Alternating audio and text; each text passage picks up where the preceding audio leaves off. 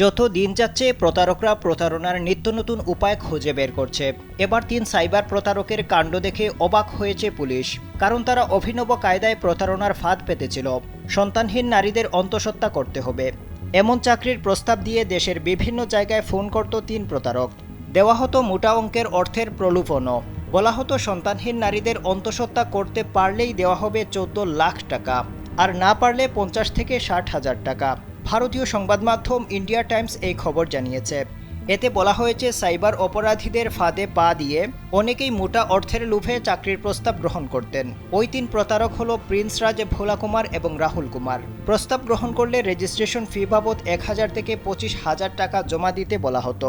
সম্প্রতি ভারতের বিহারের নওয়াদা জেলার কাহুয়ারা নামের একটি গ্রামে তল্লাশি চালিয়ে অভিযুক্ত ওই ৩ জনকে গ্রেপ্তার করা হয়েছে। এ সময় তাদের কাছ থেকে ৬টি মোবাইল ফোন জব্দ করা হয়েছে। স্থানীয় পুলিশের ভাষ্য, ওই ৩ যুবক বেবি বার্থ সার্ভিস নামে একটি ভুয়া সংস্থা খুলেছিলেন। সেই সংস্থা থেকেই ভারতের বিভিন্ন রাজ্যের যুবকদের সঙ্গে যোগাযোগ করে চাকরির প্রস্তাব দেওয়া হতো। কতজন ওই যুবকদের দ্বারা প্রতারিত হয়েছেন তা খতিয়ে দেখছে পুলিশ।